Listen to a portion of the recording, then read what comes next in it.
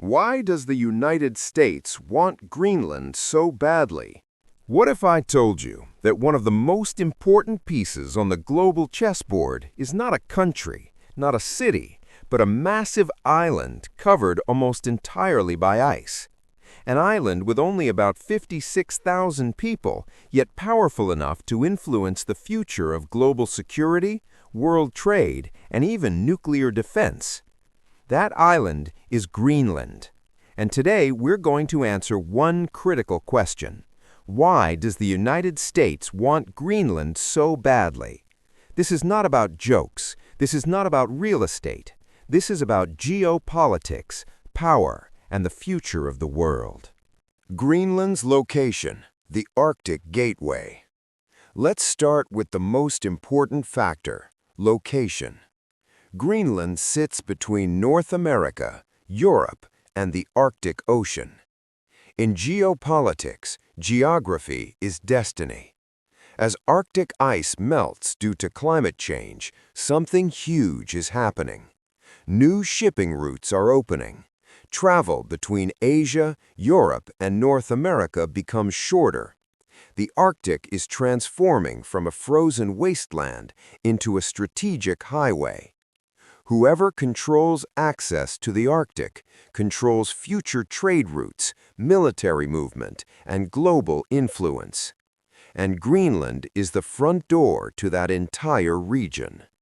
For the United States, losing influence over Greenland means losing control over the Arctic's future. The Russia and China factor. Now, let's talk about threat perception. Russia. Russia has been aggressively expanding its Arctic presence. New military bases, nuclear-powered icebreakers, missile and radar installations.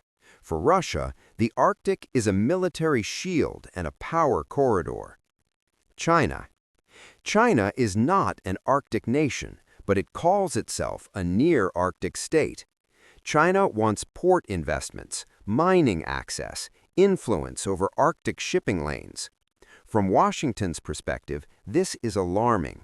If China or Russia gain strong influence in Greenland, they gain strategic proximity to North America itself.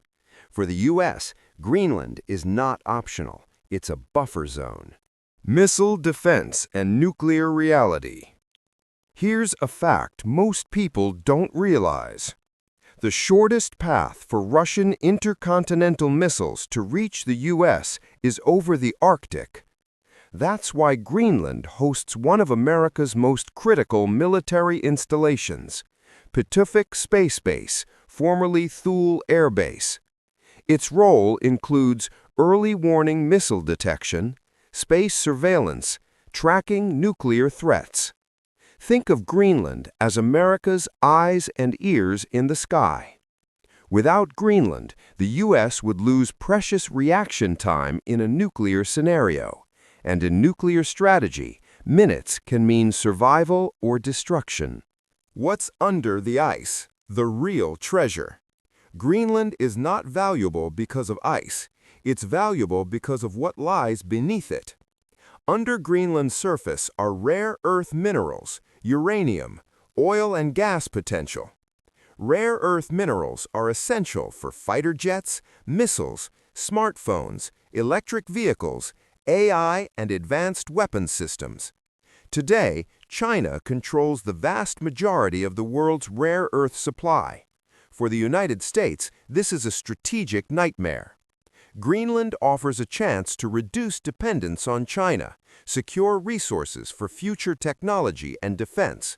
This is not about profit alone. This is about strategic independence. Power, image, and global perception. When Donald Trump openly talked about buying Greenland, many laughed. But geopolitically, the message was deadly serious. It said, the United States is still thinking long-term, still expanding influence, still playing offense. In global politics, perception is power. If the U.S. steps back, NATO looks weaker, Europe becomes more vulnerable, Russia and China become bolder. Greenland represents commitment to allies, to dominance, and to leadership. Denmark, Greenland, and the strategic dilemma. To understand Greenland, we also need to understand Denmark. Officially, Greenland is part of the Kingdom of Denmark, but in reality, the relationship is far more complicated. Greenland has its own government, its own parliament, and growing ambitions for full independence. Denmark controls foreign policy and defense, but Greenland controls most domestic affairs. This creates a unique geopolitical dilemma. From Denmark's perspective, Greenland is a matter of sovereignty, a symbol of Denmark's role as an Arctic power, and a sensitive post-colonial relationship. Denmark does not want to lose Greenland, appear weak, or look like it is selling territory under pressure. When the U.S. talked about buying Greenland, Denmark's response was firm, even offended. Why? Because for Denmark, Greenland is not a commodity. It is a nation with people, identity, and history. From America's view, Denmark lacks the military capacity to secure Greenland alone. China's investments could become tempting. The future political direction of Greenland is not fully settled. That makes Greenland a strategic gray zone, and gray zones are where great powers compete. Greenland is not about ice, it's about the future. So why does the United States want Greenland? Not because it's frozen, not because it's empty, but because it offers control of the Arctic, protection from nuclear threats, strategic resources, a barrier against Russia and China, and a symbol of global dominance. Greenland is not a joke, it's a geopolitical fortress. And whoever secures Greenland won't just shape the Arctic, they'll help shape the future balance of power on Earth.